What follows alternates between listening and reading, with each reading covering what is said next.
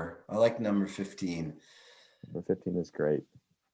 I was born on the 15th also. I Not have of the March, 16th. but I'm the 16th, not of oh, you March. are? How nice. What month was that? May. May 16th. No way. This is so fortuitous. I was May 15. Okay. I believe John Bastier was May 16th. Is that right? That's a really great claim to fame. I like that. Okay, so I'm just updating the website right now. It'll just be a moment. Unfortunately, I have to do this each time because I want to go live on NDs for Truth. Oops. I just need this part. Okay. And yeah, so I have to do this live each time. There we go. So we should be ready to rock and roll now for our viewers that want to watch us live. Alrighty, so welcome everybody. I am here with great excitement and privilege to welcome Dr. Nathan Petersburg, ND, VNMI. Dr. Petersburg graduated from Bastyr University in 2016. He was the teaching fellow for 1 year at Bastyr and started his own private practice in Seattle at the time. He will always be a history major who happens to also practice Vitalist naturopathic medicine, which I'm really eager to discuss with you, also myself included. In his practice, he sees all ages and conditions, which keeps him constantly learning and thinking. He leans more towards diet, homeopathy, hydrotherapy, and eclectic herbalism as his means of treating patients in both acute and chronic situations. Since fall of 2017, Dr. Petersburg has been an adjunct faculty at Bastyr, teaching hydrotherapy and also teaching homeopathy classes. That is awesome. That is awesome. So welcome, Dr. Petersburg. Thank you. Appreciate it. So, just to clarify, because we're doing NDs for Truth, I've helped teach the homeopathy. There is another professor, but there is some background support and doing a lot of the background teaching and tutorials and things like that. All right, sure. Almost a potatoes, but just being careful. Wasn't okay. No, fair enough. That's very humble. And just before we get into stuff, Doc, I just want to share with the listeners, NDs for Truth. We're just naturopathic doctors wanting to speak on certain topics that we find important for our profession, that topics that are difficult to discuss, but that are important to discuss, we feel, for our own individual practices and also for the public at large, what's going on in the planet with the pandemic, with politics, things that really are impacting our lives and our nations greatly these days. So I think Dr. Nathan and I are going to be getting into these kinds of things tonight as well, and I'm looking forward to it. Yeah. So, Doc, let me start with a question with you. You, beside your name, I see VNMI, and I just so happen to have the same thing as well. I'd love you to present what VNMI means and how you went about getting that. Sure. VNMI stands for Vitalist of the Naturopathic Medical Institute. So I'm a member of a group called the Naturopathic Medical Institute. And in order to get the vitalistic title in the group, we had to, we had to be involved in the conferences. We're learning together at the conferences. We also had to submit cases, treatments that we've done. I think things may have changed some, but I had to do an interview with also somebody from the board. Well, they may not have been from the board, but somebody else who was also a member. And also some referral letters from other doctors that were involved that could speak to kind of the way I practice. Not to say that anybody who has a VNMI is in a big monolithic way of practicing, but that we're in the same vitalistic strain of practicing. Yeah. Doesn't mean you have to. Yeah, same ballpark. You don't have to use hydrotherapy or you don't have to use homeopathy, but we're trying to understand health and illness very similarly. Yeah, and speak a similar language. So if somebody starts mentioning a certain way of practicing or a certain modality, doesn't get a bunch of blank stares kind of thing. Correct. And Right. within the Naturopathic Medicine Institute. Right. And how would you qualify or define vitalism as a naturopathic doctor? Yeah. I think I like to try to speak of it as the body has design and function. And the goal of the naturopath is just to stimulate the body back to its original design and function.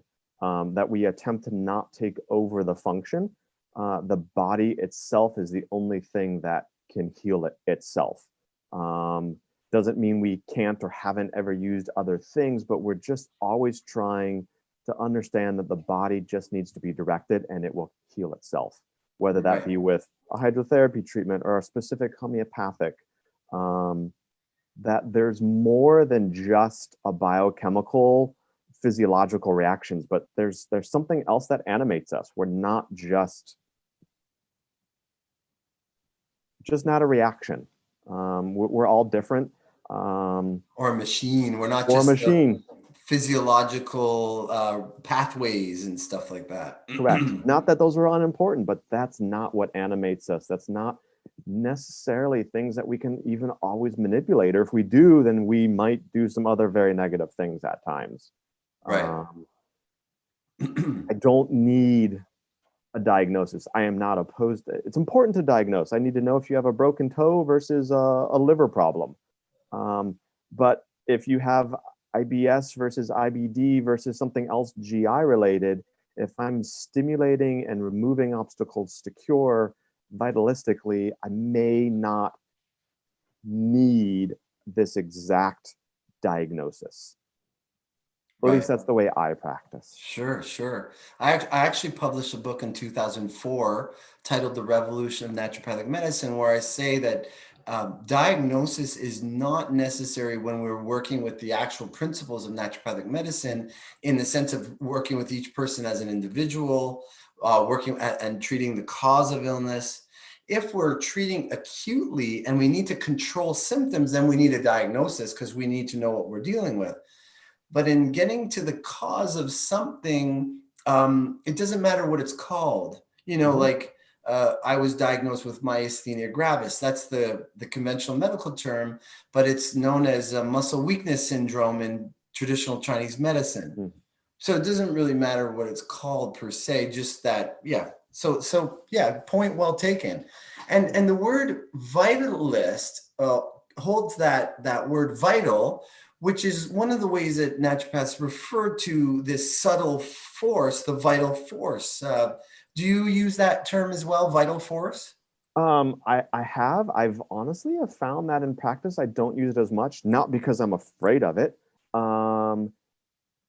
Sometimes I don't, just because it takes a lot more explaining to somebody who's maybe coming from a very much more reductionist doctor prior to me, Right. where I might have a lot of teaching to do to a patient who has never looked at a food label. Yes, people exist that have never looked at a food label, who have never thought about their environmental exposures doing anything to their health. I've got a lot more to explain and to teach. I might avoid that just because I need to get through some other things instead. But it is Yeah. definitely a term I agree and like and use. I just haven't found it as much in practice. Sure, sure. Fair enough. Yeah, I was curious about just your own personal relationship with that. Yeah, I think we definitely, there is, I mean, I think I've been using the word animates more. I don't know why. That's just something I've landed on. But there is a vitality, there's a vital force inside of us that gives us life. Yeah, Naturopathic philosophy from the very beginning has said that. yeah. Um, I, yeah, it's, there's a really thin book. It's not a easy one to always find. I believe the author's name is Tilden, called Toxemia. And he's like, look, there's only one disease. Homeopath would say a disturbance of the vital force. Tilden, who's an MD in the 1920s, says the only disease is toxemia. Every symptom, every condition, every disease, be it cancer or an ulcer, is just a sign of toxemia, and it's a symptom of something that started much earlier. Mm, I've I really see. liked that lately. Oh, that's cool. That's cool. I still see, like, there's different levels that we can go to in terms of where we're pointing at being the deepest cause of illness. Mm. So Mm-hmm. so a medical doctor, for the most part, will point at the symptoms and say, well, that's where the disease lies. Like that's what Hahnemann was talking about in the organon. Sure. That the idea that the allopathic field is just this idea that the disease is encompassed within the symptoms. So if we remove the symptoms, the disease disappears as well. Right. We don't Don't hold believe that. that. And then, let's say a nutritionist or so many naturopathic doctors will say, well, the problem really lies in the gut, gut dysbiosis or whatever problems we might have, leaky gut syndrome is the cause. And a chiropractor may look at it and says, well, no, there's a subluxation in the back, which is causing the gut not to digest its food properly, and so on and so forth. I personally do quite like the idea, and I practice that the cause lies in the mind. Mm. So when the person is living in their mind, not in true harmony with their true nature, Mm-hmm. that causes stress, and then the stress will manifest as an imbalance, which will then promote toxemia. Sure. Very much agree. Now, addressing the toxemia is a heck of a lot deeper and more effective than just treating the symptoms and trying to get rid of the symptoms. Right. That I would definitely support. Very Now, much agree. doctor, there is a noticeable and almost shocking divide in our profession, Mm-hmm. which it snuck up on me. I always knew that there were naturopathic doctors that saw differently, and we always kind of accepted that of each other. But there's this great divide happening now in the profession where it's like these differences have become inflamed and almost like on steroids between those who might see the body vitalistically, as you described, and as I see as well, versus those who are, for lack of a better way to describe it, are trying to emulate conventional medical practice and trying to gain credibility by being very, evidence-based and all science, but within the model of conventional medicine. Are you seeing that as well? Very much so. Yeah. I don't know if it crept up on me quite maybe as much as it did for you because of my more recent time in school and with my classmates, particularly, or cohorts above and below me, and even just teaching and seeing a little more up and close multiple cohorts over the last couple of years. But I do still believe that within the last, I don't know, 8 to 10-ish years, it has exponentially gotten a bigger, deeper chasm and divide. Yes. Yes.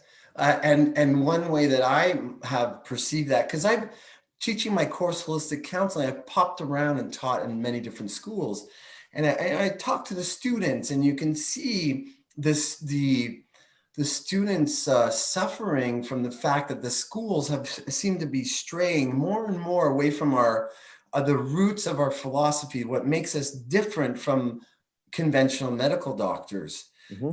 What you've seen that as well, I am imagining. Very much so. Yeah. It's always interesting. Each cohort has kind of a vibe, for lack of a better word. Doesn't mean that everybody is on the same page in a cohort, but there's a vibe from that cohort. Definitely over the last couple of years, the vibe has been more and more bigger, or at least more vocal, that, going back to what you said earlier, it must be evidence-based medicine, which I'm going to admit, I do believe much of vitalistic medicine is evidence-based. It's just not evidence they accept as evidence. Right. Can you specify about that? Can you be more specific about what evidence they don't accept and what they kind of should accept as evidence? Yeah, one of the struggles I see is that, it's not enough just for it to be published. It must be published in certain journals. Mm. If it's a book by an MD, doesn't really matter the MD. Well, but he said something wrong on page 122 at the very bottom. Yeah, you know what? I actually disagree with that same statement, but the whole book is rejected because of that sentence. Where we've got this whole idea, even just in culture right now, right, where the whole thing, everything must be rejected if one thing is wrong with that person or that book, rather than going, hey, what did he say right? And well, you know what? I disagree with this, and let's debate that. Right, cancel culture. Cancer culture, where it must be a published paper. Well, how do you do a true double-blind placebo, which not all studies are, but that's the gold standard. How do you do a double-blind placebo-controlled study on hydrotherapy? I'm using cold water. Yeah. There's not a substitute. Or on like constitutional Hahnemannian homeopathy.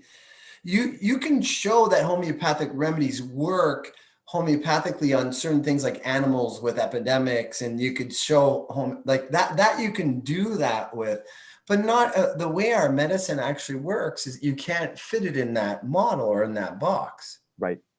Or even just even with herbs, I've gone a little bit more on the what you might call the energetic eclectic side of the herbs, where yeah, the constituents still do matter. It's not unimportant, but it's how the body is almost responding to the herb. It's super small doses. I might have in a 4-ounce bottle of a particular herb, I might just have 1 drop of it. If I'm using something like aconite, it's just 1 or 2 drops in a 4-ounce bottle of all the other herbs in it.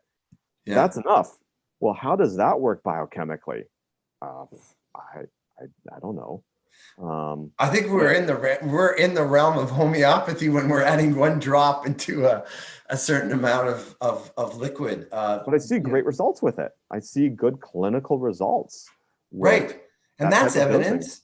That's evidence. Empirical evidence. So the evidence that I'm seeing being requested is it must be published, and it must be in, there aren't a whole lot of other journals out there, but there are homeopathic journals, but that doesn't count because it's already alternative. It must be in this journal or that journal. I remember going through school, I forget which teacher said it, but I could be slightly wrong, so I'll be close on my memory here. Approximately 37% of research is published. Well, what's the other 60-some% say? There's a lot of evidence that's not been published that might be going against your paper. Or what do we do when you bring me a research paper that says one thing and I bring you my research paper that says the exact opposite? Yeah. What? We both have evidence, and this is my struggle, whether it be in my practice or in classes, where we both have very clear, good research papers. Now what? Yeah. We've kind of lost that critical thinking skill. Right.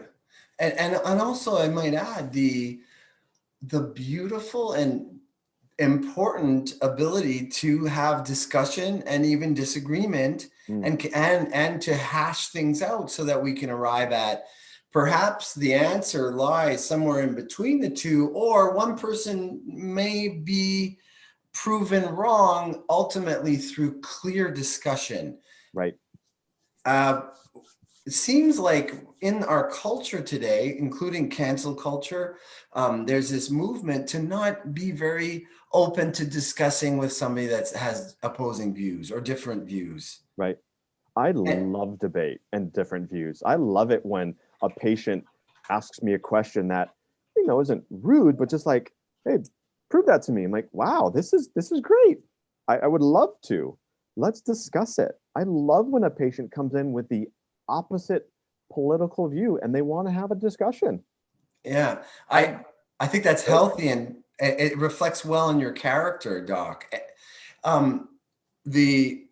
There's such a sensitivity, it seems like there's a gestalt, a conglomeration of things that go together in certain people in these days. So those that are really embracing and identifying cancel culture are also hypersensitive emotionally in the whole safe spaces, and I don't feel safe, and And so the idea kind of goes hand in hand. It's very easy to just brush things away by saying, oh, let's first of all dismiss it and not engage with that person because we don't feel safe. It just seems like a very, it's just very excuse-based and very weak, a weak approach to our medicine, to not even just our medicine, but to having relationships in our culture. How do you survive if you're married? How do you survive a little spat or a tiff? If you got a little argument over, right? How do most arguments start? Over nothing. And if we can't get over the super stupid things, we're never going to get results or resolve something big. Right. Right. I don't agree with everything with my wife. My wife doesn't agree with everything for me. We listen to different radio stations, believe me. And I don't turn my station on when she's around because it's not worth it. It's fine. It's not an argument, but I know she doesn't enjoy it. Right. And that's a kindness of you on your part, for sure. But she'll let me listen to it. I'm not prevented from listening to it, right? I know it's a little stupid example, but she knows I like it and I can enjoy it and it's fine. Yeah, and you're still married, you still have a relationship, but you have these disagreements. So here's an example,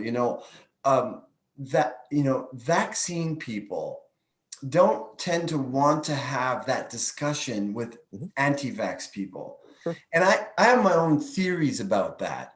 But I'd like to ask you your reasoning or your intuition around why the vax people are not willing to come to the table to discuss with the anti-vaxxers, but the anti-vaxxers are open and willing to do so.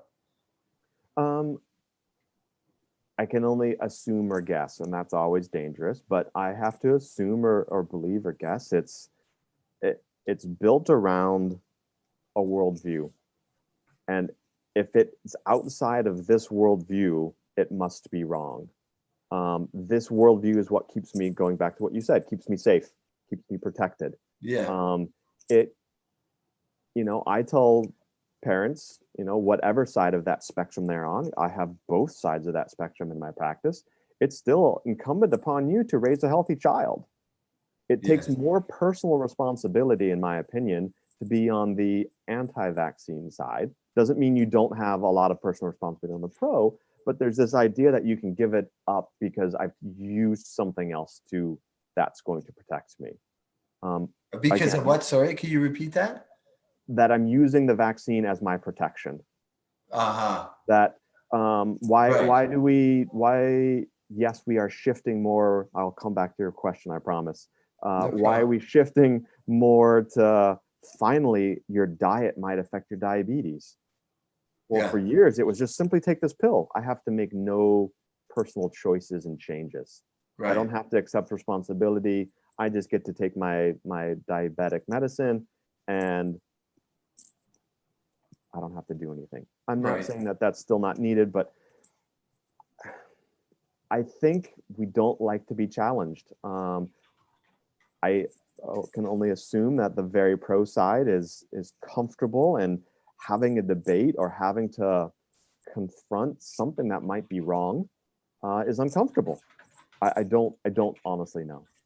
Yeah, I appreciate that answer. I can see that having a lot of validity. I also see that there's a thing happening today, which I'm going to equate to kind of Nazi Germany. There's this move in our society towards a totalitarian state. Now, interestingly enough, the far left, like the Marxist, communist, I always say that it reaches around backwards and it shakes hands with the fascist, the far right. They ultimately become very similar. Well, in fascist Nazi Germany, there was a statement, Ich bin die Welt. I'm totally butchering the German, but let me just translate it as it's for your protection. Mm-hmm. So there's been this brainwashing, and I call it brainwashing because I think it's unjust and it's untrue that a lot of the rhetoric and a lot of the mainstream arguments today around COVID as well, it's like, wear your mask, you asshole, because you're jeopardizing everybody. You're so selfish. This idea of spinning medicine, it's very manipulative. That if you don't get the vaccine, well, then you're going to be harming other people. Right. And I'm not just talking about COVID vaccine. I'm talking Any about vaccine. Measles or whatever, any vaccine.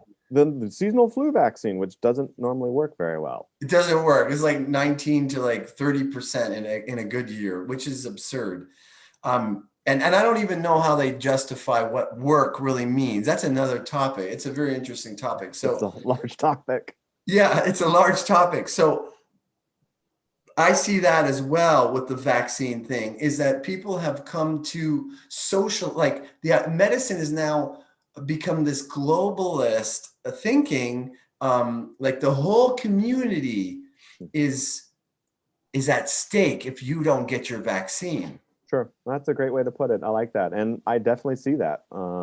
Whether it be the masks, the vaccines, any vaccine, where I have removed my personal liberties and choices and abilities and given it to the state, for lack of a better word. Yeah, given into the state, right? Giving up your, let's say, your own critical thinking, your own way of viewing things for the state. And that's what we're being asked to do. And that's the trap of today, is that if we continue to do that for all these different things that are closing in on us, we're going to end up in a, we were chatting before, you used the word soft totalitarian. Well, it ain't going to be soft anymore. Not for very long. Not for long. Not for long. Where I believe we are currently. And the whole, again, limited reading, but my understanding, my own views, watching it, reading, is the soft totalitarianism creeps in more easily and more slowly because you don't notice it. Oh, well, of course I'm free. Well, are you really? Do you really get a lot of choice? Going back to the vaccine thing, you go to certain states, you don't have much of a choice. Are you free then? You could argue no. But right. The hard totalitarian state comes in with, the police and the secret police. It's very clear. But the people who are being interviewed coming out or who are living in the states that I've read, who grew up in the Iron Curtain countries, are saying, you all are missing the signs that we saw in our countries. Right. So they saw soft totalitarianism. It just came in a different way. It came in very differently, but they still see the same steps happening here. Yeah. And people are failing to recognize that. Correct.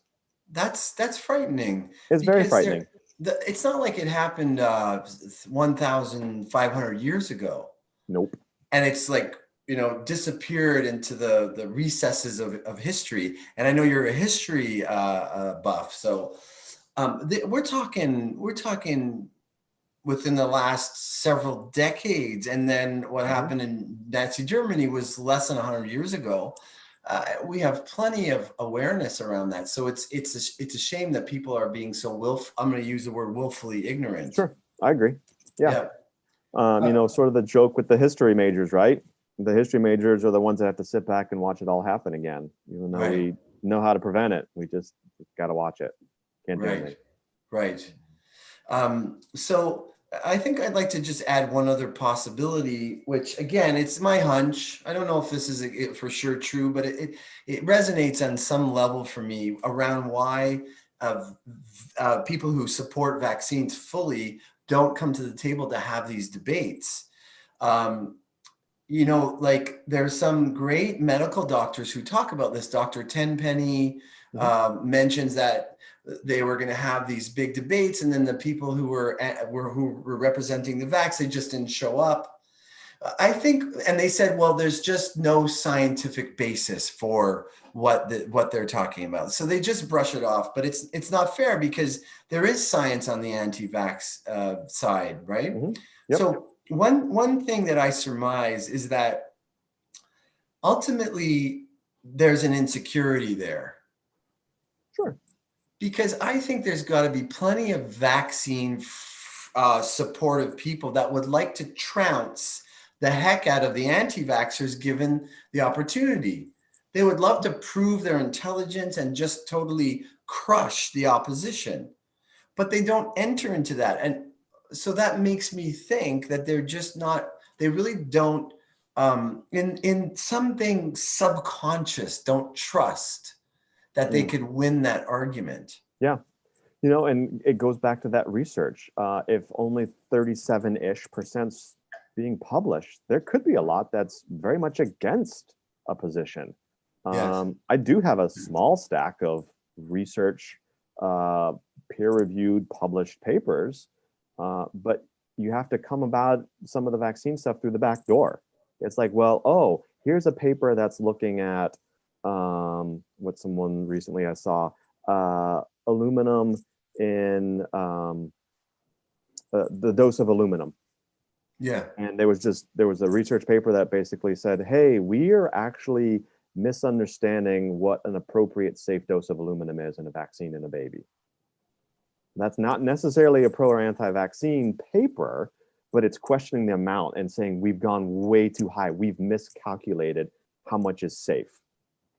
Good. That's a very back way door to get into that argument, but it was it was in some, I forget the name of the journal, but it was some, mineral microbiology journal. It's not the one that most people are looking at, or it's not popping up on your screen. Yeah. So you have to dig deeper and come in through other doors, because the paper that says vaccines could not do, but could even just cause harm, aren't allowed to be published. I mean, there's a really well-known, well, I don't know if it's well-known, but there was a story of a paper that was on the press going to be published. I believe it was 2016 or 17, that was looking at preemie babies and vaccine neurological developments in a vaccine group and a non-vaccine group. It was on the printing press to be published, and then it got yanked. And now it's published only online because it's the only place it will be published. So, yeah, sorry, go ahead. Finish your thought there. The paper came back and said there was a statistical difference between the neurological development of vaccinated preemies and unvaccinated preemies, and that there was less neurological problems in the non-vaccinated group. So that's, to me, correct me if I'm wrong, pretty easy to digest science and research, but it's being yanked. So what the heck is going on? Would you like to address that? Yeah, I think it sort of comes back to some of the other statements you've said, and just there's this, or now I'm going to steal a line from another colleague, where there's a single paradigm and narrative, and if it doesn't fit that narrative, then it can't be discussed. It can't be true. This is the narrative, whatever it is. Anything outside of this possibly couldn't be true. But that renders the whole narrative that you're talking about completely hypocritical, because that narrative is that everything must be science and evidence-based. And here we have some evidence against the narrative that vaccines are good. Here's the evidence that states that, well, maybe they're not so safe as we think. Let's talk about the safety part. No, let's throw that out. So then it's just hypocritical. Isn't that even an anti-statement, though, an anti-scientific statement even right there, you said, in the sense that science isn't ever settled. Science should always be exploring, always be exploring. There should never be, this is the answer. Now, we might have a few of those things, but for the most part, science should always be exploring. In theology, there's an idea where you're either looking to discover something or you're looking for truth. I'd much rather science be looking for truth than looking for discovery. It may feel or sound similar, but truth means it might, the truth doesn't change, but my understanding of it might. Right. But if I'm like, oh, I discovered this, well, but you might be wrong. Right. That's great. I love that. And let's find truth rather than discover things. And I think when the Royal Society of London was, and starting back in the day, around Boyle's time, Mhm. and Newton, they were actually like, I think they were really, the intention was in pursuit of truth. That I believe science so. comes from the Latin "scire," which means to know, but it's not just in that way. Knowledge is of truth, not some haphazard discovery, like you're saying. But then money gets involved, right? Money and reputations and power gets involved, and it just deteriorates. The truth isn't necessarily important anymore. I'm old enough. I'm not saying margarine doesn't exist anymore, but I remember a time in my life when butter was evil. Don't touch butter. You must eat margarine. Right, right. Now, Margarine. now they've gone the other way. Like, which is it?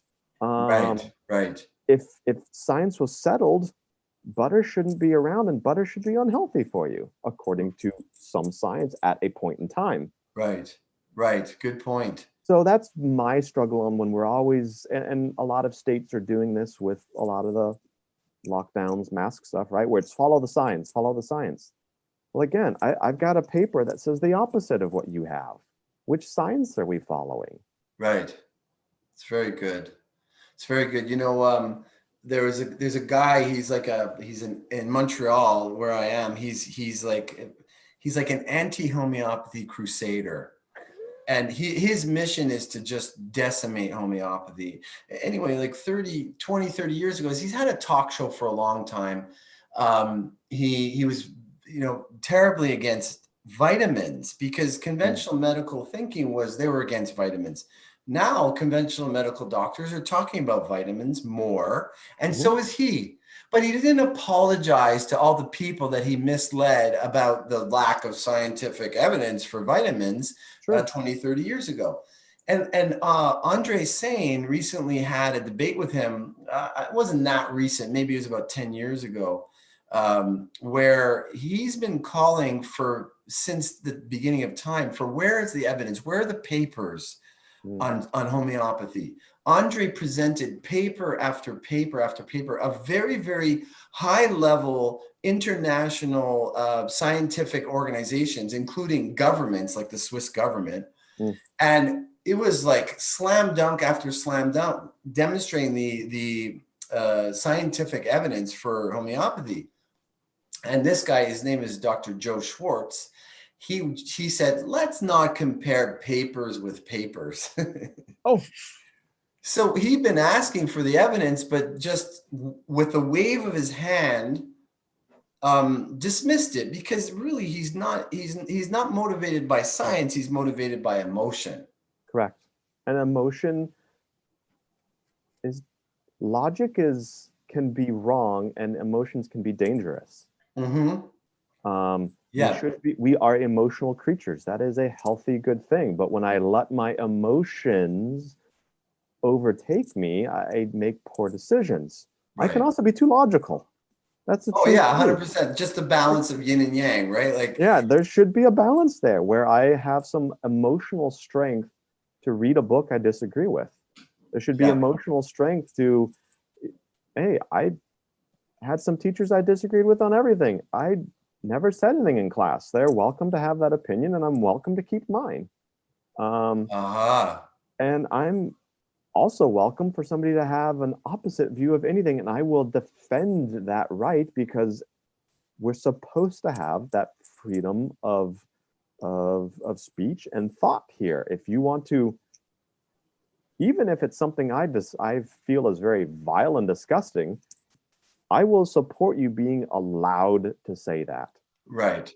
We I can disagree. 100% agree. Dr. Jared Zepp, he said it in a very similar way, and I really like how he said that. He said, I may disagree with you, strongly disagree with you, but I'll defend your right to say what you're saying with my life. Like, Mhm. if we start going into this stuff where people aren't allowed to express certain points of view, we're unwittingly walking into the maws of the hard totalitarian society. Correct. 100% correct. So you being a teacher in these colleges, have you have you seen firsthand, like sort of these kind of student attitudes where, you shouldn't be allowed to say that kind of a thing? We have to yank things off the shelves of certain teachers or historical figures. Have you seen that going on?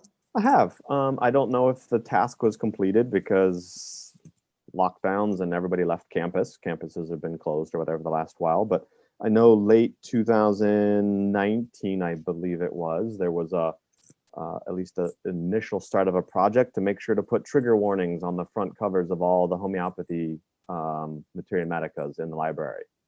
Because Right. it might have something racist or chauvinistic in there, or have some other forms of language that somebody could be triggered by. Yeah. Okay. A trigger warning. Yeah.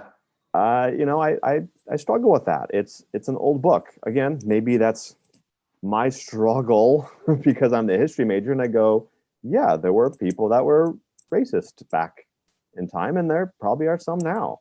But Yeah. again, I haven't encountered anything oh, racist per se in the materia medica, but I know that there's, for instance, certain rubrics that might indicate, let's say, a predisposition or a tendency that you'll see more in homosexuals. sure. So for me, that's an observation. It's not a judgment of homosexuality, but then the argument is used that I've heard at least that you're saying that it's a disease. Right. Well, and that's the struggle too, right? It's how we're defining these things. It's you and I, we're trying to make observations, not put a judgment on it. But when I have my emotions involved in it, now it becomes a judgment call, or it could very easily, Yeah. where, if I'm taking a homeopathic case, I oftentimes will tell patients, you can tell me the sky is green. I'm not here to counsel you out of that. I need to understand how you see things, not correct you. I'm not here to judge if I think what you are saying is right or wrong. I'm here to understand how you perceive the world. Yes. Yes. So definitely, I mean, just even in the library, I know I made the misstep one day of saying that shepherd's purse, the herb, is the way I was taught it. So I was sort of using it as a random example, actually in the homeopathy class of the idea of similarities of how shepherd's purse is some people say the leaf is in the shape of a uterus and therefore it's used for the female reproductive system. That did Oh. not go over well because Oh. not everybody who identifies as female has a uterus. Right. So That's interesting. So, what do you think about that? Like, I certainly have a bit of an opinion on that myself, but what do you think about that? I use it for the female reproductive system.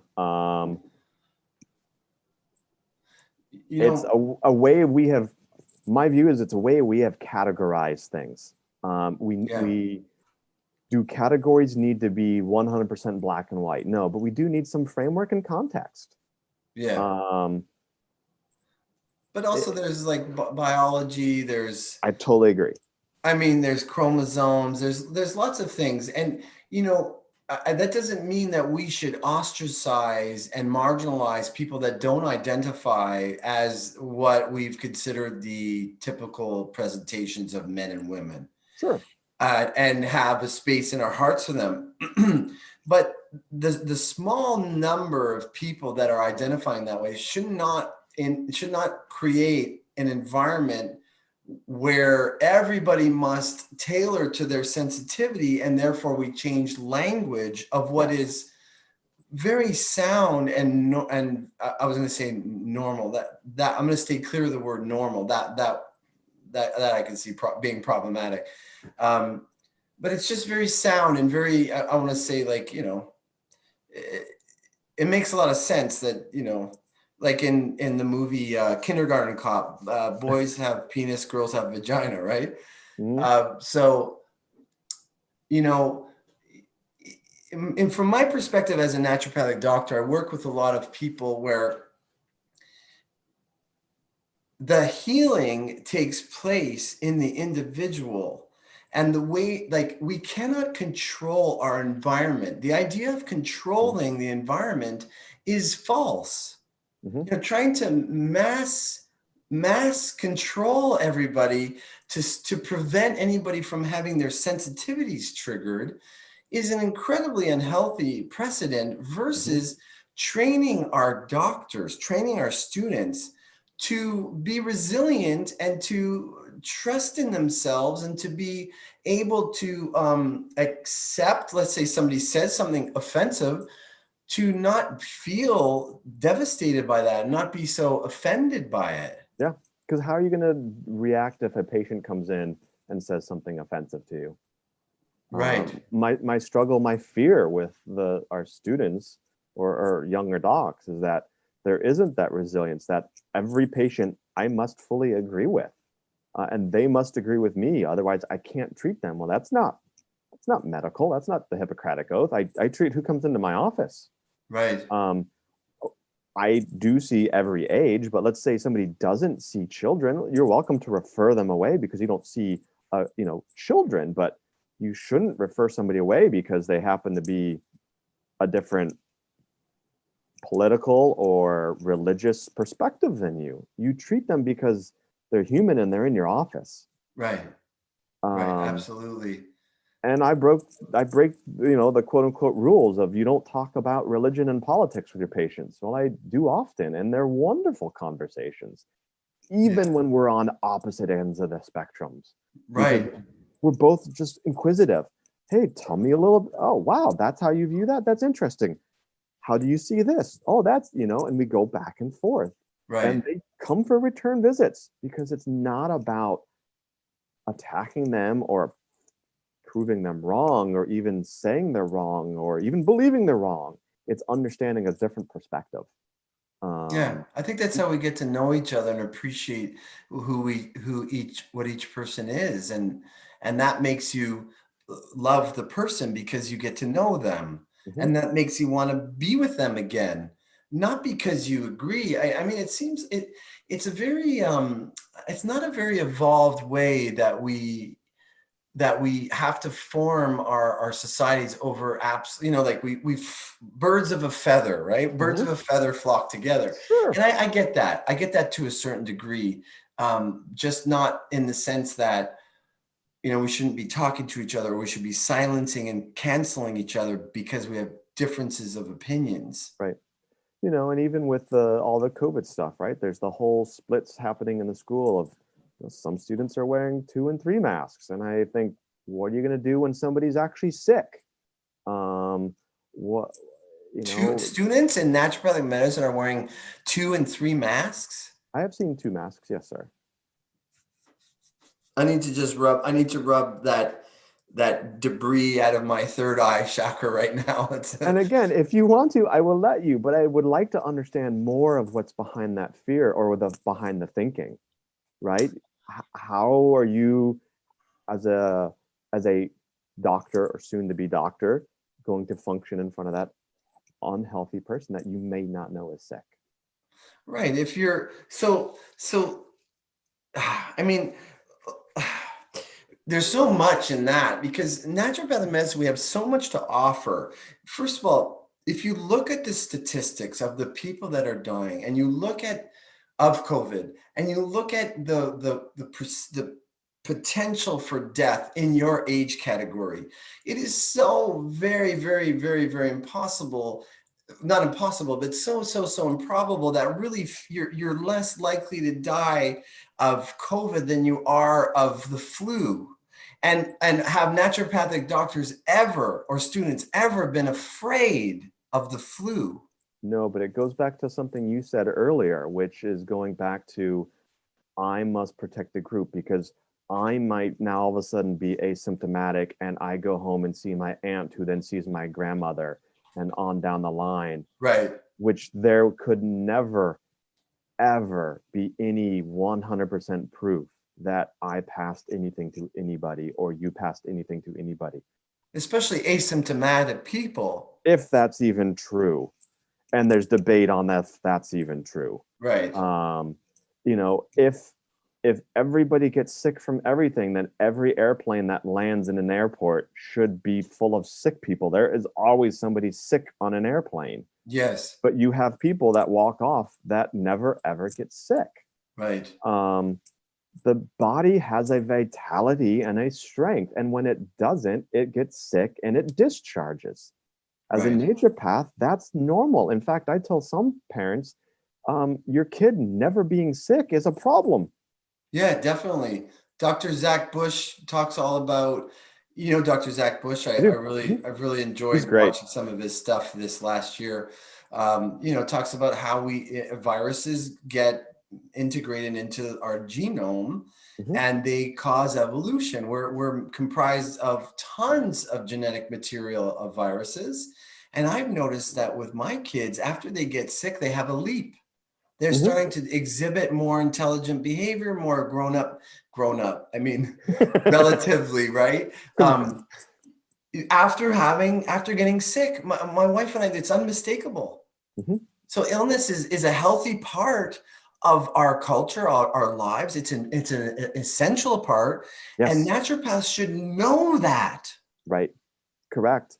And we should not encourage being sick, but we should not be afraid of being sick. We should have really good understanding of how to get somebody over that illness. Our treatments are not suppressive, they're supportive of the body. That's the Yes. vitalistic stance. I'm not stopping the body's reaction.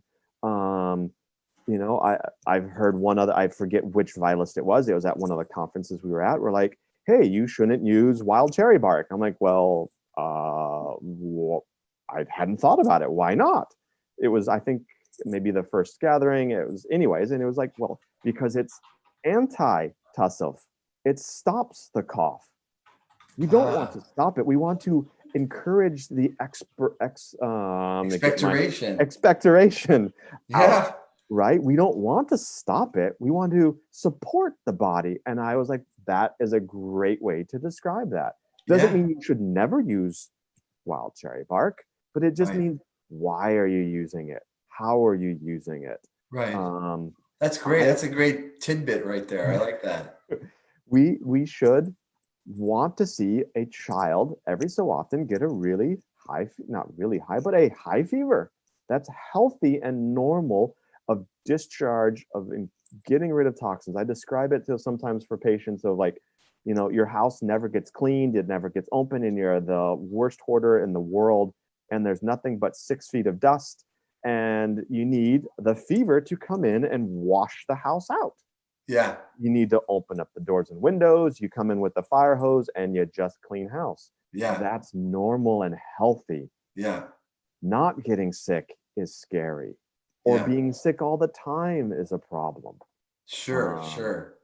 Sure. you know, And there are weak and vulnerable portions of the certainly. population, which I think we need to take some care to protect. If there is a very scary flu, well, I shouldn't use the word scary, um, aggressive flu season going Sure, around.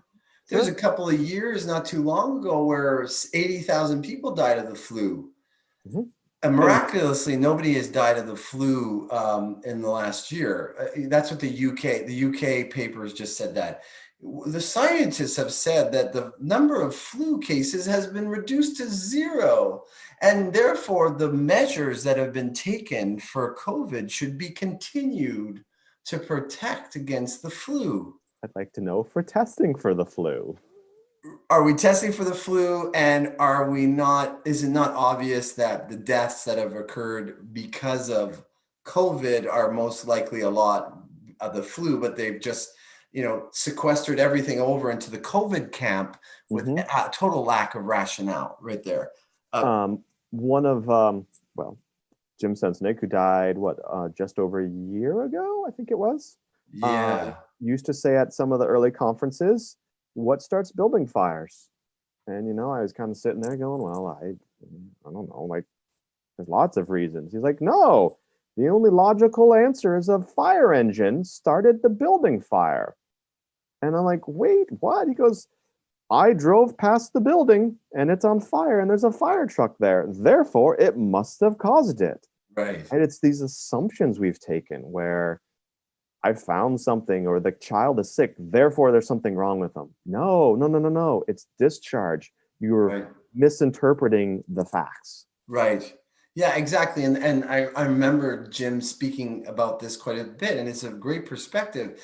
The idea that at this cause of an acute illness, there are bacteria present, there are viruses maybe present, and therefore the viruses are causing the disease, but maybe they're there to assist in the process that the body needs to go through. They're agents in the whole process of illness, which is healthy for the person and not something that we have to combat and, and become completely germophobic all Right. throughout the world, which is a terrible trend for poor little kids. It breaks my heart when I see these little kids talking and they're afraid of each other. They're afraid of adults that don't, oh, the mask is over here, it should be here because now that kind of a thing. Now speaking about masks,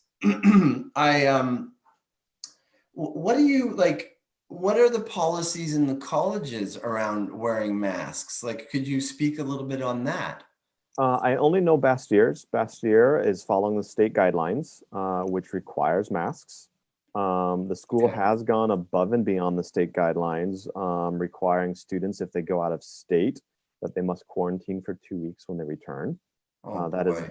that is not a Washington state requirement, but it is something the school has decided to do. So the school's Um, going above and beyond. mhm. So you're here you are, you're a naturopathic doctor. You're a critical thinker. I mean, I don't want to make any assumptions here, but just from hearing you talk, you don't believe in the fear, so you have to wear a mask to teach, or what's the story there? If you're in person, yes, you have to wear a mask.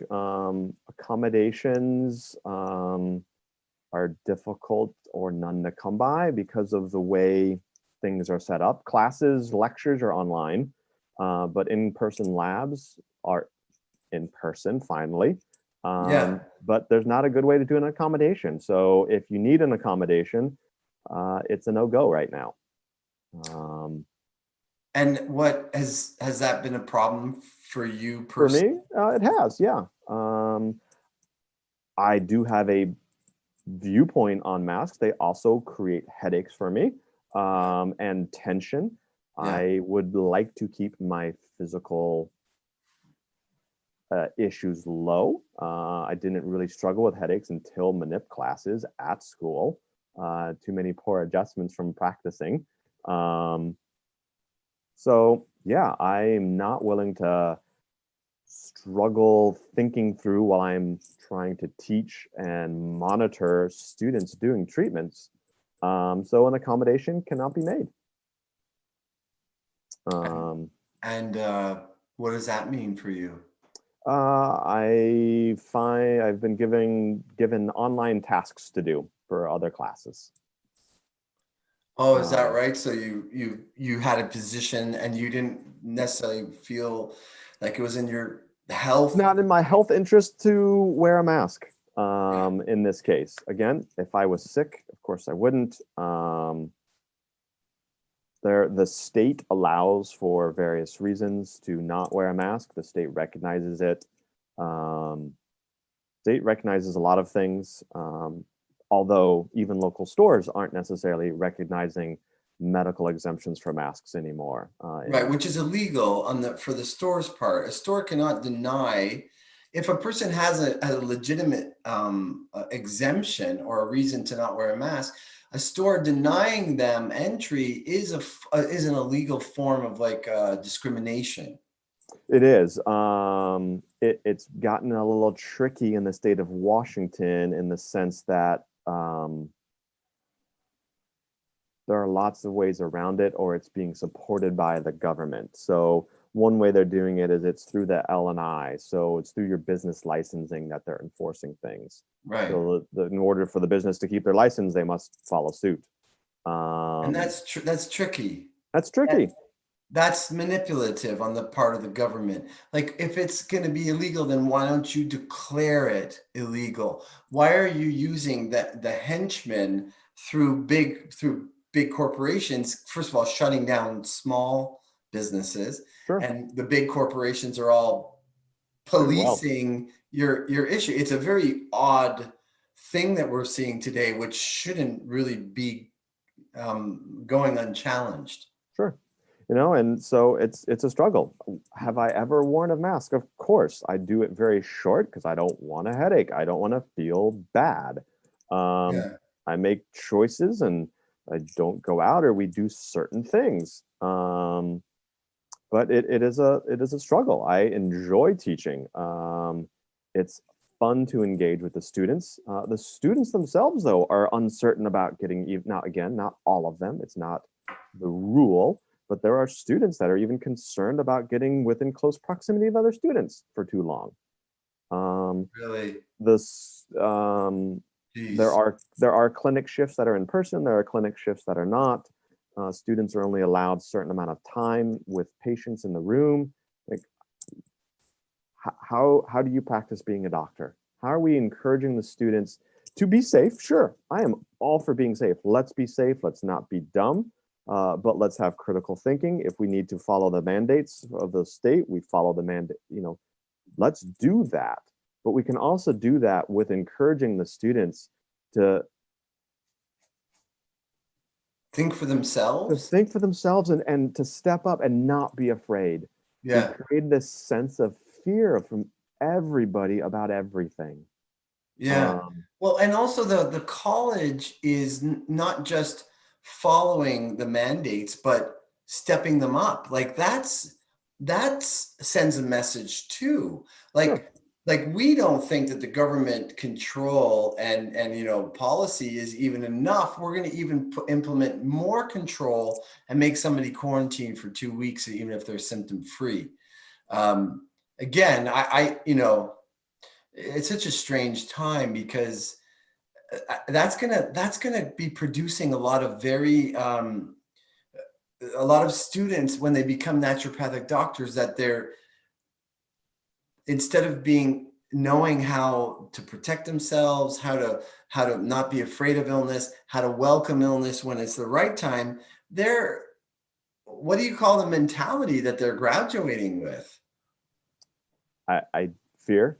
I had a conversation with a classmate because we were just about to graduate. We were a week or two away. And something, at least at Bastyr, I assume the other schools were similar, where two students are paired together in a room with a patient. Yeah. So we're in this room together. We're both about to graduate, and something, I don't remember what she said, but something caught my ear funny. So as we were walking out of the room and we're walking down the hall, I said, "Do you assume that every patient's going to die in the office on you?" And she looked at me and said, "Well, yeah, don't you?" What? And I thought, no, actually, I don't. I assume they will not. Doesn't mean I don't do my job. Doesn't mean I don't make sure I do the right PEs and ask the right questions. But no, I pretty much assume they're not going to die in my office. It was so fearful for her. And I see this with many other students, that I must find every possible little thing that could possibly kill my patient instead of dealing with what might just be something simple sitting right in front of you. Right.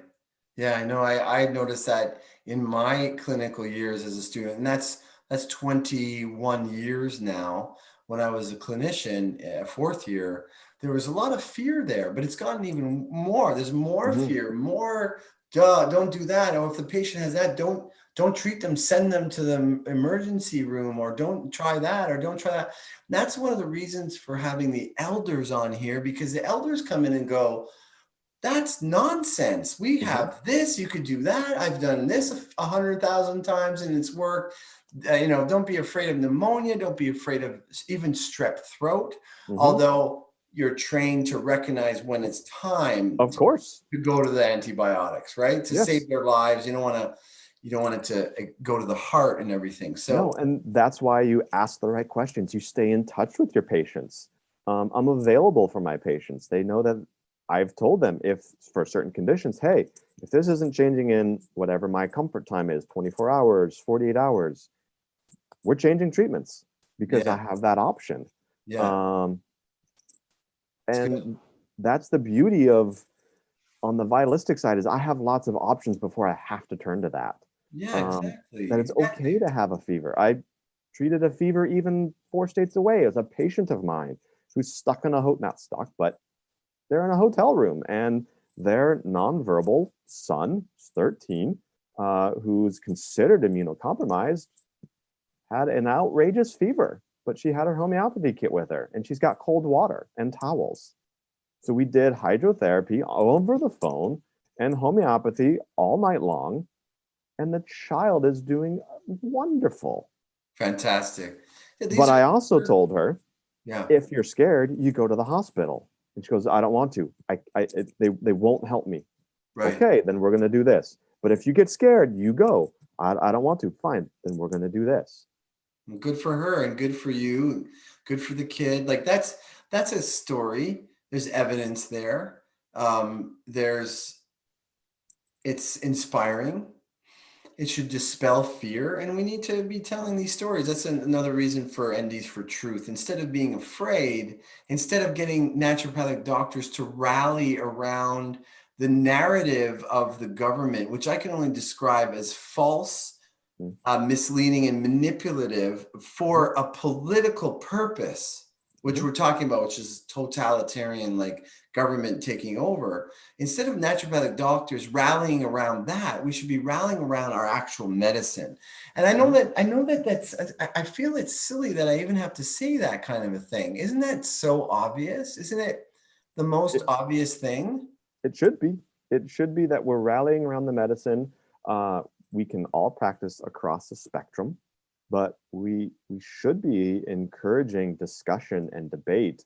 We should be encouraging outside the box thinking. Yes. You're gonna have that random patient who nobody, you know, it just hits just right, where you get this random thought, or you read this old book that's got one sentence and it sends your spark going somewhere else, and you just start down this other road. Or even you investigate. We're gonna. I know you're interested in homeopathy. I love homeopathy.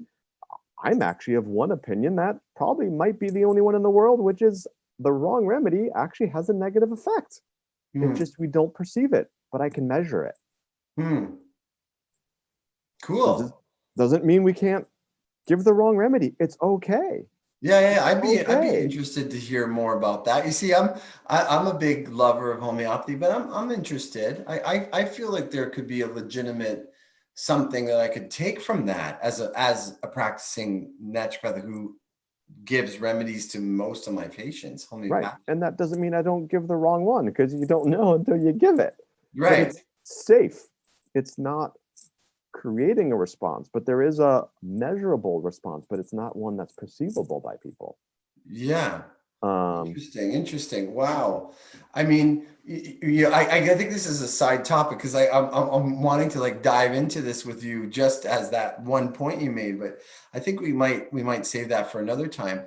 But let me ask you this, Doc. Here you are, you're a teacher, you're teaching at the school, there's students putting on two masks, they're afraid of each other, they're afraid.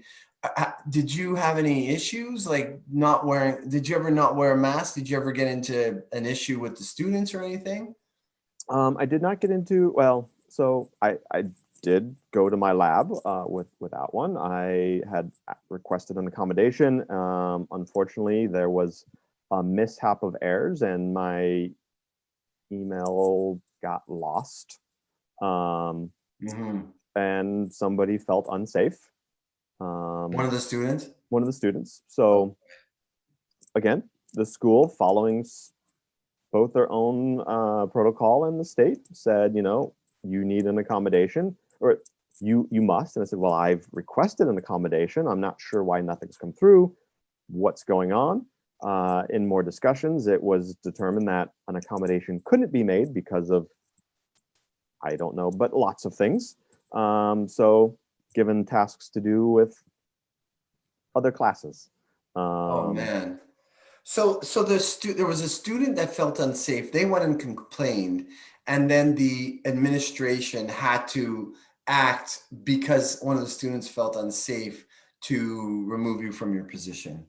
Um, Ultimately, yes, they are honestly also following their own policy. And that was the statement. I'm required to follow policy. I totally understand that. And I can disagree with their policy or whatever, but they need to stick with it. But I do struggle where I've seen it with other teachers where a student doesn't like somebody, it feels unsafe. I'm still not sure what that means. Yeah. Doesn't like what somebody has said. It's Or so even worse, you're asked your personal opinion. I've been asked my personal opinion on a subject before, and I've given my personal opinion, and then did need to have a meeting with administration yeah. for giving my personal opinion. Oh, for Pete's sake. Which I've taught struggle. I've taught students all over North America, naturopathic students, and I've had students write me letters, I was very offended by this. And one student, I put my whole heart and soul on the line. I'm sharing my wisdom and my experience and practice. I'm not a very I'm not trying to filter all my words and so that I don't offend anybody, but I'm speaking from love. I'm speaking from my heart, and I'm being respectful of everybody's presence. And there's no intention there of doing anything aggressive or mean, but it's nevertheless, it seems like I'm always saying something that's offending somebody. I shouldn't say always, but certainly there have been a number of times. But there was this one student who told me, you said this, you did this, you did this. And I could tell you those three things I found to be ridiculous. Absolutely an exaggeration of oversensitivity.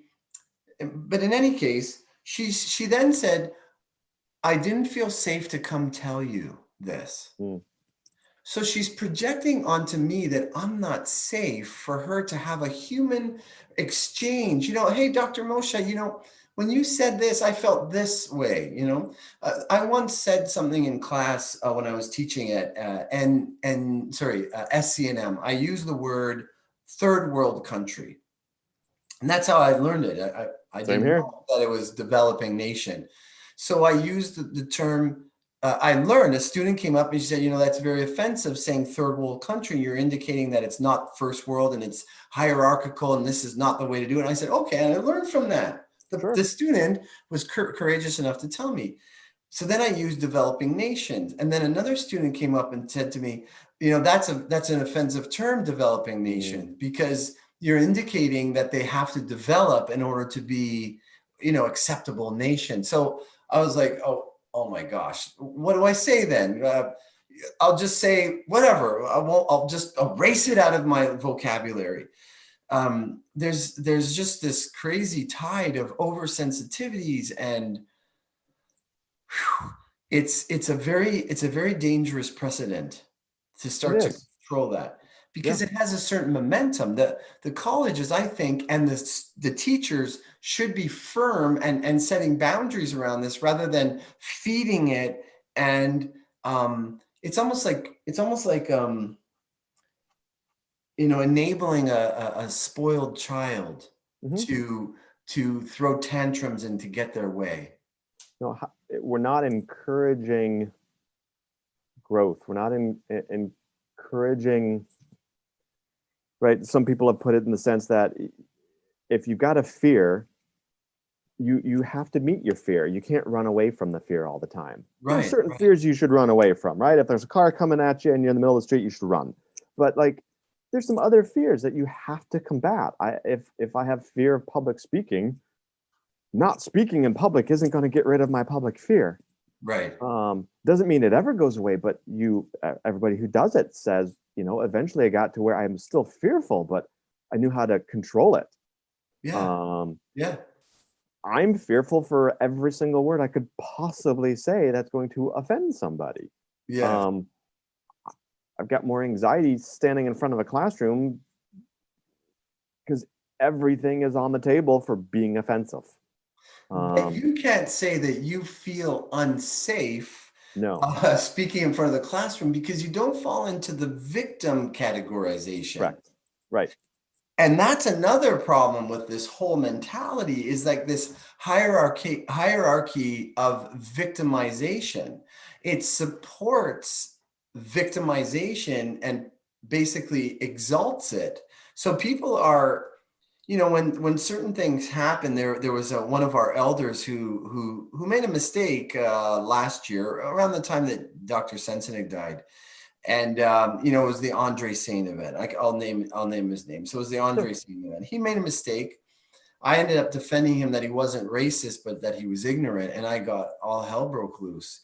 But whenever anybody chimed into the conversation, they always said, I'm a woman of color, and therefore I may speak Mm. about this, or I have this level of racial minority, and therefore I can speak. But I was told by multiple people I shouldn't say a word because I'm white. Mm. Well, And that's appropriate either. that's not appropriate either. But this is the kind of attitude that are being supported on campuses. Mhm. And I would hope naturopathic medicine wouldn't have fallen for this trend. But it has. I think it goes back to what we said earlier on, which is this idea that I want to be accepted by the greater medical community or culture or society, right? In order to be accepted, we have to give something up. I'm presenting um, an alternative understanding of the facts, whatever the topic is: vaccines, masks, fill in the blank. Yes. I have a different view. I'm not concerned about being accepted. But I Right. feel a lot of the other people are concerned about being accepted. I want to be able to get this, or it's been said even very recently on a different topic in a different group, that too much of a certain topic gets the whole group labeled as a certain label. Yeah. Okay, is that first off, is it true? And if it is, does it matter if it's true or not? I believe, well, I don't want to misappropriate who said it, but I was at a one-day conference on the COVID vaccine a month or two ago, and one of the speakers said, who's an MD, said the reason that we want and keep things, I'm blanking out on my words. It's getting too late in the evening, right? After a long Yeah. day. Keep Sure. them controversial. Is that way we don't talk about it? Oh. If vaccines Oh. is controversial, if race discussions, if philosophy of naturopathic medicine is controversial, I won't want to talk about it because then I might offend somebody. And so Yeah. the whole purpose is to keep topics controversial, because then the alternative perspective is too scared to ever discuss it. Yeah. You know, medically, politically, economically, democracies are based on the idea that discussion is very important to improve the situation for the people. Mhm. If you're not having discussion, you don't have a democracy. And Right. you can see that in America. Canada, I mean, I'm from Canada, right? So Canada has long stopped being a democracy. And this is serious. This is very, very, very serious, because we're losing our medical freedoms. Mhm. We've lost our right to travel. We've lost our right to gather. These are all constitutional rights. People don't realize that they don't have to consent to a government, a tyrannical form of government. They don't have to. Right. Especially when it's encased in your law. I know in Washington State early on, it was said publicly by the governor that you can't have gatherings, you can't have birthday parties and sleepovers. Well, the same emergency act that he referenced also says he can do whatever he wants, except supersede the First Amendment, which includes the right to gather Mhm. on private property. Right. So you're speaking an untruth, just even simply saying, I can't. Now, maybe you could say, I shouldn't. Yeah. But we Great. highly recommend that. You don't. And this is why. Tell me why. Help me explain. I might not be the smartest person in the world, but I'm also not too. Like, tell me why I shouldn't. Give Yeah. me good reasonings why I should or shouldn't do something. Oh, you shouldn't, you shouldn't gather. Great. Explain that for me. Yeah. Give me the evidence Inform me. behind. Inform me. Informed choice. Informed choice, which is unfortunately also something else which isn't happening. People are not being informed properly because of the censorship, Right. and because they're not being informed, they're just being told, that this is, and they're believing the stories of that they're hearing. So, okay, so this is very interesting. So, very interesting. I appreciate hearing from you. You are standing up to speak when there are very many like us in the naturopathic profession who would like to speak, but they're afraid to speak. So, and when the whole thing happened with Dr. Andre Sane, I got many emails, and this is not the first time, and many private messages on Facebook, like, thank you so much for saying what you're saying. It's exactly what I wish I could say, but I'm afraid for this reason. And the reason is that they're afraid of the mob of Mob. cancel culture, canceling them, calling them names, being very aggressive and very demeaning. And they're also afraid of their livelihood being compromised if they were canceled, if they are ostracized, if they lose their license or whatever. So, the censorship is real. It is real. It is. And that's always a concern. If, I, I'm sure there's something I've said that somebody's going to disagree with.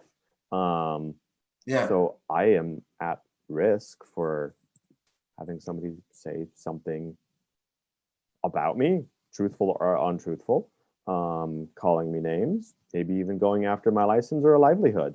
That's always the possibility. Yeah. I was saying right before we came on, I recently finished a book, and it's like, look, not everybody's going to stand up, but you've got to start finding ways to say what a lie is a lie. And some of the stuff we're presenting is not truthful and is a lie.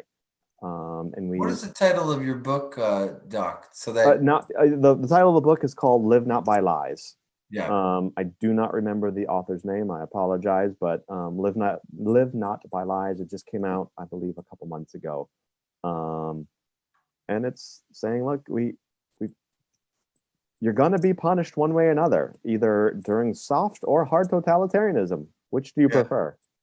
Yeah, and if we do move into a totalitarian society, or we're seeing incredible things happening today that are I feel like it's pointing us to like the end times. If maybe it's just the end of an age, maybe it's just the end of a chapter in human history and we're moving into a new one. But there's such a change happening, and we're seeing like this globalization. The whole planet has never been in one time brought together under a circumstance like this before. Mm-hmm. So that's really unprecedented. And what do you want to be doing?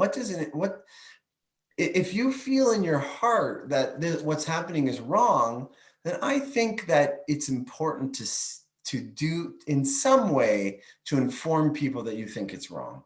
Sure. Not telling you how you have to carry that out, but to do it in some fashion so that you don't live in the way a person lives when they're not speaking their truth, because that's a painful place to be. Mm-hmm. Very Sure. painful. We can fear the reprisals, but in some respects, the mental, emotional agony of not speaking and of living that lie is sometimes worse. That's right. That's right. Like people say, I couldn't live with myself if I Right. didn't.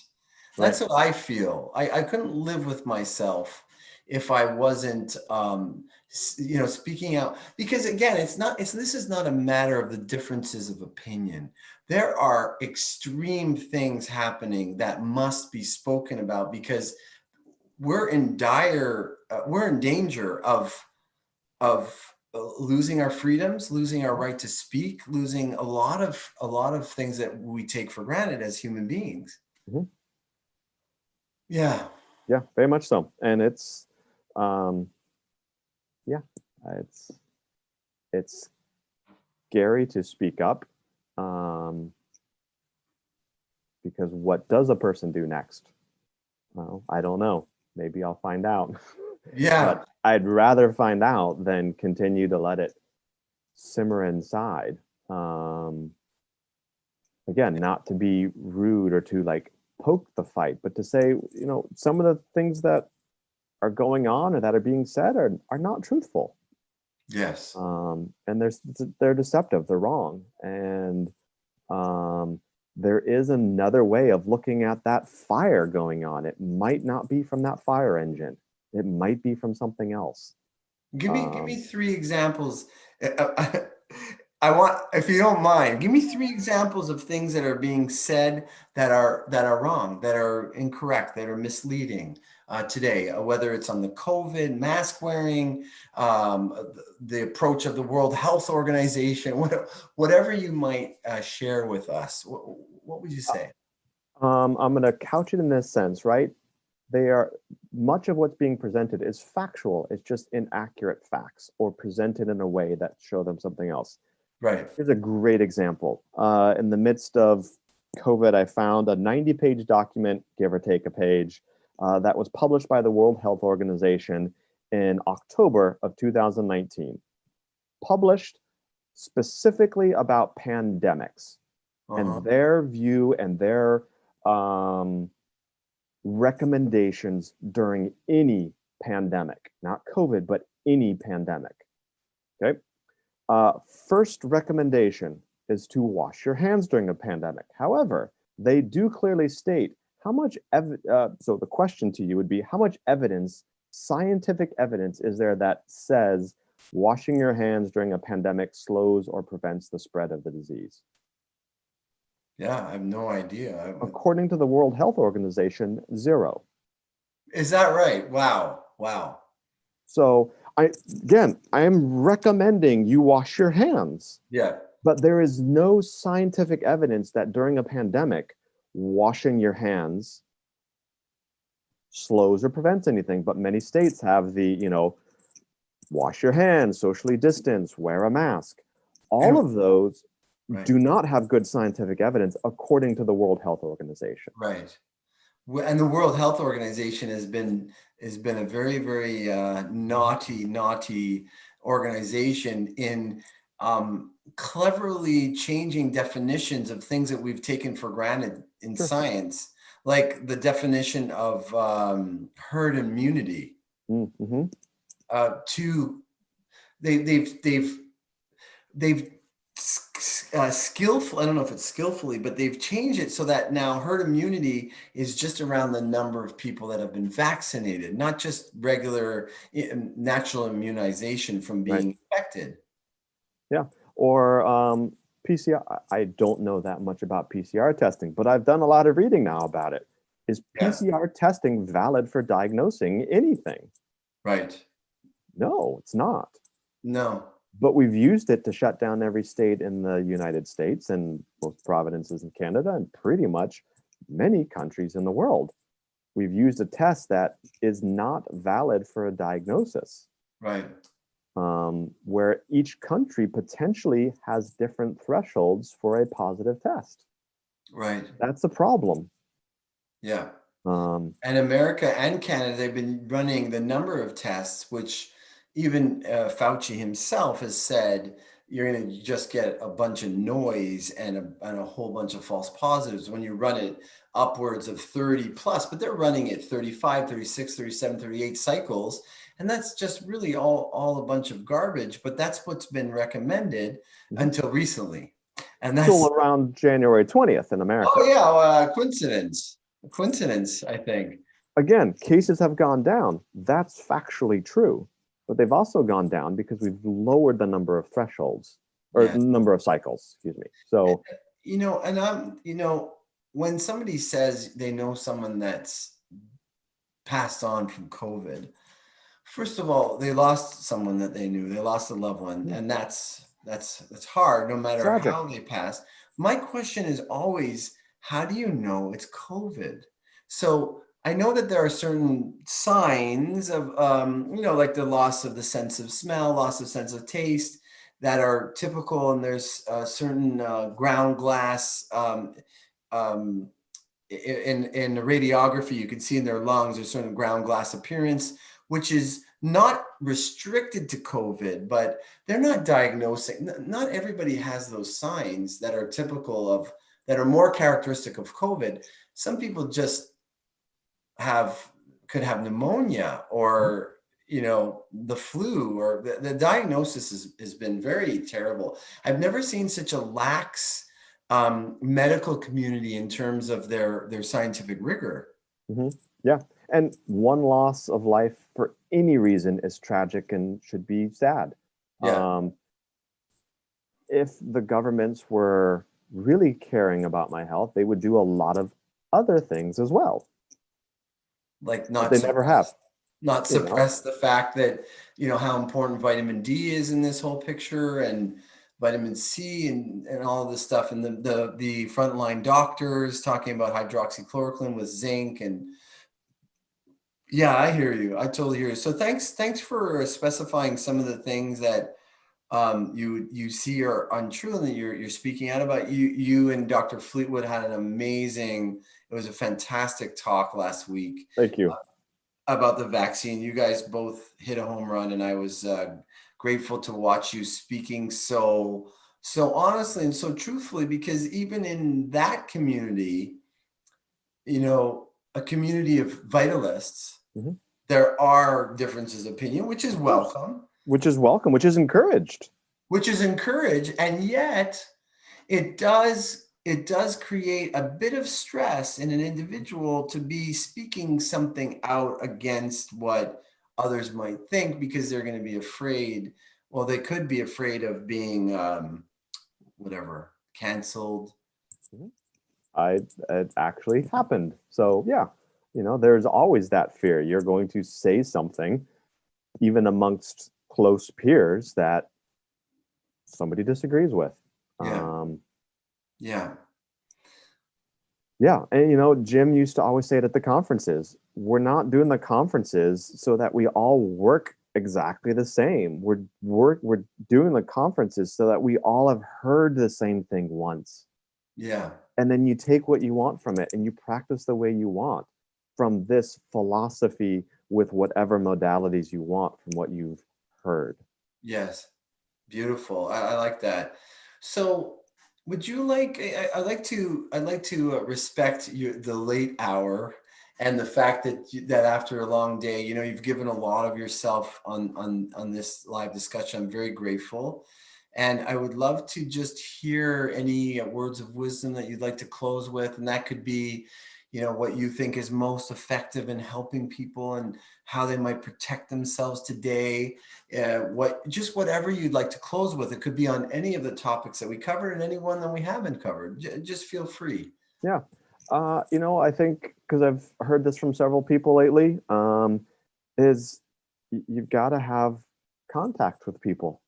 Some of the biggest problems we've been having the last the last year has been depression and anxiety, because there's not contact. Yeah. If that means you wear a mask when you have contact, great, please do it. But there is something about being in a room with friends. Yeah. And there's not enough of that happening. Yeah. I'm seeing, potential more worse things from that, where we need discussions. We right? It used to always be over that proverbial water cooler or coffee pot that we shared ideas. But now we're alone in a home or alone in an apartment, and that's not healthy. Right. No doubt. And I feel so sad for our elderly, when they're not allowed to be with their families, and they're not even allowed to socialize. And how do you do that to a culture? I'm sure many of them, which I've heard from some of them, would rather risk being sick and perhaps dying from it then their lives ebbing away from them in total isolation. It's inhumane. Yeah. And just about any topic, critically think through it. We don't have to come to the same conclusions, but if you critically thought through it and you've weighed the actual full bulk or the what we can get of the evidence, then make your decision.